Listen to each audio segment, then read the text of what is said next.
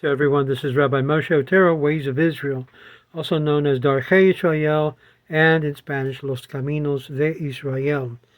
My friends have asked me to respond to a question that was raised to a colleague that's on different social medias, and one which should be responded to in the affirmative, but unfortunately was not. I'm specifically referring to reaching out to the irreligious Jew, the Jew who basically doesn't believe in God, knows he's of Jewish descent, and is completely disconnected. I've been hearing, cross references back and forth. Oh no, I'm just interested in having people convert to Judaism. That's wonderful. I'm also involved in that area of helping people convert to Judaism, at least on a halakhic level. But he did not respond to the actual question, because he, in a very, very off way, suggested that, well, if a person is only trying to reach out to irreligious Jews, he's really a religious racist. He's discriminating. I was hearing the video going back and forward, and I said to myself, this is wrong. This is completely wrong. We need to reach out to the irreligious. As you've seen, as a result of the war in Israel, many soldiers and Israelis, as a result of having to confront the reality of life and death, have come closer to what would be the religious aspect, and have become religious as a result. Something which in the Sefer Eim Habanim Smecha makes exact reference to. And I want you to hear what he says on page 246. Rabbi Teichel says, when these simpletons see that we, the Orthodox Jews, do not reject them, and that they want to work together with them, they will come closer to us to improve their ways. After all, they are also descendants of Abraham, Yitzhak, and Yaakov, and are rooted in holiness. Our mentor, the author of the Shulchan Aruch Harav, writes in his introduction to Sefer HaTanya that even the lowest Jews are connected to and rooted in the letters of the Torah, and the Torah binds them to the Lord, or to Hashem. Their souls yearn to return to their source. As I've explained before, if we choose this path, we proceed without fail towards the completion of the rebuilding, and the name of the Lord will be sanctified through us. Our mentors, the man of God from Komarno, explains that the saying, distance yourself from a bad neighbor and do not associate with a wicked person, Pirkei Avot, chapter 1, verse 7. The Tana does not say distance yourself from a wicked person. It says of a bad neighbor. Rather, do not associate, that is, do not distance yourself from a wicked person. God forbid, on the contrary, it's a mitzvah to come close to him. Because in this way you will influence him to become good. Just do not associate with him in the confines of your heart. But you must certainly not distance him from you, or yourself from him. We have seen in many of the cases in our work in the field, many people coming back and being reconnected to the Jewish faith as a result of our outreach and explanation online. The same applies to our discussion that Rabbi Teichel is having, that he mentioned this on the Parsha of Emor, when he visited the great Gaon and the holy illuminary, the Honorable Master Rabbi David Meisel, on Av Bet Din of the Ohel. The author responded in Binyan David, who is the Baruch Meir Hospital in the capital. May Hashem cure him and grant him a speedy recovery, he wishes, and that he will healthy and be strong for his sacred work until the coming of Mashiach, speedily in our name. Interesting he mentions this, because Today, the halakha follows those who advocate settling the land. Keep in mind, this was before the establishment of the State of Israel, and many of the ultra-religious, like I mentioned before, many of the ultra-religious and Hasidim of that time were anti-state, although they were living in Israel. Israel had always had a yeshuv, people going and residing in the land of Israel, with the dream and hope of establishing their own country. And this is why I rebuff many who basically happen to be of the anti-Zionist movement within Judaism, mainly have to be the Hasidic world, with certain exceptions.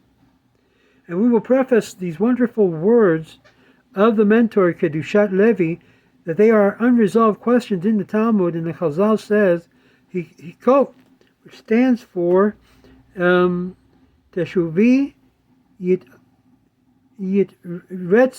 Kedushit Uv Ait. Eliyahu the Tishbi will solve the difficulties in question, based on the Tosafot of Yom Tov Edut, chapter 8, verse 7. Now here we have the answer that many should be looking at, that in fact we have an obligation to see the creation of the Jewish state, which took place in 1948, and unfortunately was created by those that weren't even religious, bringing the problem to hand of why we have these anti-Zionist Jews that protest everything that takes place by the state of Israel. Like never before, we have seen all Jews unite in this war against the Hamas, the violent ones. And as a result, they are doing incredible work by ridding the land from these evil individuals that wish the complete annihilation of the Jewish people. So in this sense, we do have an obligation to help bring back these Jews who are lost. And what are we to say about those who are of the ancestry of descendants of Anusim, those that were forced in the Inquisitions? Well, let me say this, since most of my work in Spanish has been involved in dealing with people who happen to have ancestry on the Jewish side, both maternally as well as patrilineally, and we see that that is a growing issue. We need to bring them back through a process called Shavim. If you want more information and more understanding about that, which most of the ultra-Orthodox community looked at as a complete misnomer, which in fact should not be considered that, because the work of such people like Jeannie Milgram, her husband Michael, who have done a lot of excavation and genealogical records tracing back the matrilineal line, has been doing an incredible work in this line. As a matter of fact, she's going to be coming out with a documentary of her own life in the Miami Jewish Film Festival coming up, and I recommend you see it. She has done an incredible work since we gave her, you might say, the little boot to get started. There, myself and Rabbi Abraham De Leon Cohen, who was involved with that, as well as the professor from FIU, who passed away, unfortunately, I heard. And this continues to grow throughout Latin America. And people are coming back. They're dropping what would be considered other faith in order to embrace solely and simply the Jewish faith. So these words of Rav Yishkal Shlomo Taiko has come to realization in our time, seeing that in fact, by having the Jewish state, we have been able to see the return, the revival of Spanish jewelry, of finding tribes like the Menachem and Menashe tribes. So to say, oh, I am only going to consider conversion as to be the only way and route, then you fall prey into those who basically say only converts, and then giving a very nasty look on the converts. Because as we know, this whole conversion issue is plagued with all kinds of Lashon Hara, of Motzi Shemra, by other rabbis, and even by the very structure of the rabbinate in Israel, which I have called for complete reformation. They are not the great Sanhedrin. I have spoken with the restructured Sanhedrin many times with many of its members. They even invited me to be partaker of that Sanhedrin, and I turned them down. And we need to be in a state of reality to understand one thing. Things are changing, and Hashem has actually been giving us the opportunity to wake up. This is a wake-up call. October 7th was a wake-up call to call upon those Jews who have been living a life of indifference and secularity to come closer to the God of the Torah, to return back, to call on Jews to get back into a practical living relationship with the Almighty. This is your covenant. This is your committed obligations to return back. So, in difference to my friend on TikTok and social medias, yes, in addition to the conversions, people who feel they're Jewish, but if you can prove that they're of matrilineal descent, 3 generations back, we welcome you to bring you back and help you come back to the Jewish community, reconnect. If you live in a place that there is no Jewish synagogues, we are having different emerging communities taking place there and helping people to be able to form communities completely out of nothing. Contact me, Rabbi Otero, at yahoo.com, or simply call me.